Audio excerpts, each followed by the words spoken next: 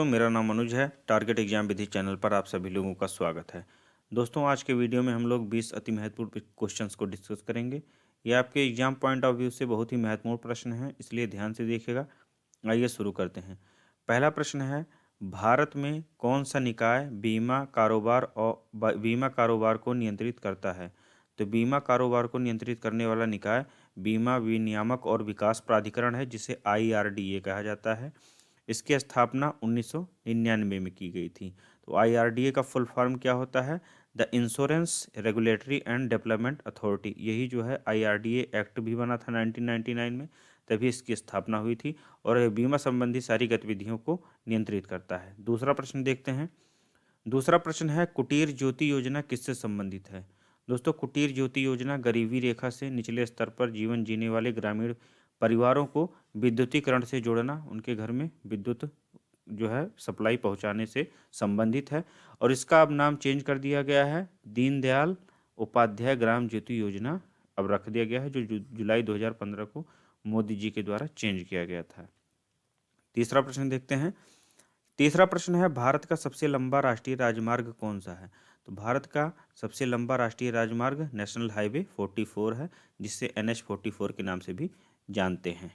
चौथा प्रश्न देखते हैं, भारत का सबसे लंबा प्लेटफार्म कौन सा है? दोस्तों, भारत का सबसे लंबा प्लेटफार्म हुबली जंक्शन का प्लेटफार्म है, जिसे हम श्री सिद्धारूढ़ा स्वामी जी हुबली जंक्शन के नाम से भी जानते हैं। इसकी लंबाई 1505 मीटर है। उद्घाटन इसका 12 मार्च 2023 को प्रधानमंत्री नरेंद्र मोदी जी के द्वारा किया गया था। इससे पहले सबसे लंबा प्लेटफार्म गोरखपुर स्टेशन का हुआ करता था, जिसकी लंबाई 1366.33 मीटर थी। लेकिन वर्तमान में हुबली जंक्शन का सबसे लंबा प्लेटफार्म है, इसे याद रखिएगा आप लोग। आगे देखते हैं। पांचवा प्रश्न है, भारतीय सांख्यिकी संस्थान की स्थापना किसने की थी?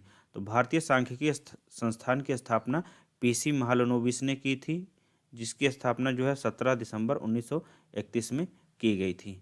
दोस्तों, इसका मुख्यालय कोलकाता पश्चिम बंगाल में स्थित है। नेक्स्ट क्वेश्चन पर आते हैं। विद्युत चुंबक किससे बनती है? दोस्तों, विद्युत चुंबक जो है, विद्युत चुंबक नरम लोहे से बनती है। जब नरम लोहा के ऊपर विद्युत रोधी तार को लपेटा जाता है, तब विद्युत चुंबकीय पदार्थ का निर्माण होता है।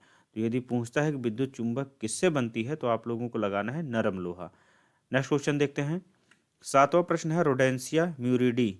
रोडेंसिया म्यूरिडी किसका वैज्ञानिक नाम है? तो यह चूहे का वैज्ञानिक नाम होता है, रोडेंसिया म्यूरिडी। आठवां प्रश्न देखते हैं। स्तनपान के दौरान किस हार्मोन के कारण स्तन से दूध निकलता है? तो दोस्तों, स्तनपान के दौरान जब माँ अपने शिशुओं को स्तनपान कराती हैं, तो प्रोलैक्टिन हार्मोन के द्वारा जो है स्तन से दूध निकलता है। आंसर होगा प्रोलैक्टिन हार्मोन। नौवां प्रश्न है, प्रोटीन की कमी से होने वाला रोग कौन सा है? तो प्रोटीन की कमी से जो दोस्तों मेरास्मस रोग होता है, जिसे हम सूखा भी कहते हैं, और क्वासियोरकर रोग भी प्रोटीन की कमी से ही होता है। नेक्स्ट क्वेश्चन पर आते हैं। 10वां प्रश्न है आपका, भारत में शीतोष्ण कटिबंधीय वन अनुसंधान केंद्र कहाँ पर स्थित है? तो शीतोष्ण कटिबंधीय वन अनुसंधान केंद्र शिमला, हिमाचल प्रदेश में स्थित है, और केंद्रीय वन अनुसंधान केंद्र देहरादून में स्थित है। 11वां प्रश्न देखते हैं। किसी देश में जीवन स्तर, एक सेकंड दोस्तों, जीवन स्तर, किसी देश में जीवन स्तर का प्रतिनिधित्व करने के लिए कौन सा मानदंड रखा गया है? तो किसी देश के जीवन स्तर को मापने के लिए हम लोग पर कैपिटा इनकम मापते हैं कि वहाँ के प्रति व्यक्ति आय कितनी है। इससे जो है उसके देश के जीवन स्तर का पता लगता है। यदि उच्च प्रति व्यक्ति आय रहेगी तो वहाँ का जीवन स्तर उत्तम होगा। यदि निम्न प्रति व्यक्ति आय है तो वहाँ के लोग जो है गरीबी में जीते हैं। नेक्स्ट क्वेश्चन देखते हैं। संसाधनों के अभाव में जीते हैं। नेक्स्ट क्वेश्चन पर आते हैं। 12वां प्रश्न है, भारत का प्रथम नाभिकीय प्रतिघातक या रिएक्टर कौन सा था? तो भारत का प्रथम नाभिकीय रिएक्टर अप्सरा था, जो मुंबई के भाभा एटॉमिक रिसर्च सेंटर या भाभा परमाणु अनुसंधान केंद्र से में बना था, उसके ट्राम्बे परिसर में। 13वां प्रश्न देखते हैं। 13वां प्रश्न है, फोटो इलेक्ट्रिक प्रभाव की खोज किसने की थी? तो फोटो इलेक्ट्रिक प्रभाव की खोज हेनरिक रुडोल्फ हर्ट्ज ने 1887 में की थी। इसकी व्याख्या अल्बर्ट आइंस्टीन ने की थी। अल्बर्ट आइंस्टीन को इसकी व्याख्या करने के लिए 1921 का नोबेल पुरस्कार भी मिला था। 14वां प्रश्न देखते हैं। 14 नंबर का प्रश्न है भोपाल गैस त्रासदी में गलती से मुक्त हुई गैस कौन सी थी। तो भोपाल गैस त्रासदी में जो गैस निकली थी जिससे इतना बड़ा हादसा हुआ था उसे मिथाइल आइसोसाइनेट के नाम से जानते हैं और यह हादसा 3 दिसंबर 1984 को हुआ था। 15वां प्रश्न देखते हैं, पहले स्तनपायी क्लोन का नाम क्या है। पहला जो स्तनपायी पशु था जिसका क्लोन तैयार किया गया था उसे डॉली नाम दिया गया था।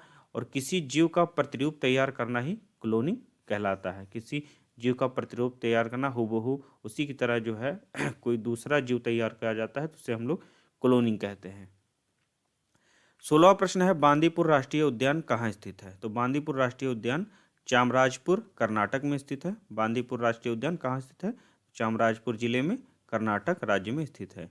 ऑर्निथोलॉजी किसका अध्ययन करता है। तो दोस्तों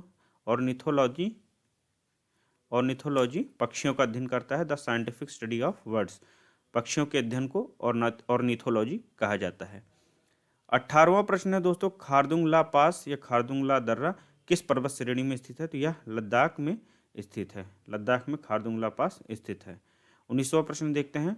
19वां प्रश्न है, कौन सी हमारी सबसे निकटतम आकाश गंगा है। हमारी सबसे निकटतम आकाश गंगा या गैलेक्सी कौन सी है। तो केसर मेजर ड्वार्फ गैलेक्सी है। कैनिस होगा यहाँ, Canis Major Dwarf Galaxy, Canis Major Dwarf Galaxy हमारी सबसे निकटतम आकाशगंगा है। नेक्स्ट क्वेश्चन, किसके शासनकाल में चीनी यात्री ह्वेनसांग भारत आया था।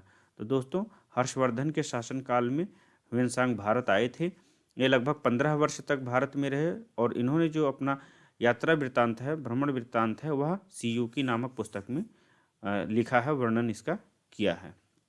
दोस्तों ये 20 प्रश्न आप लोग फिर से देख लीजिएगा, ये बहुत ही महत्वपूर्ण प्रश्न है। इसी तरह मैं आपके लिए वीडियोज़ लेकर के आता रहूँगा। तब तक के लिए नमस्कार।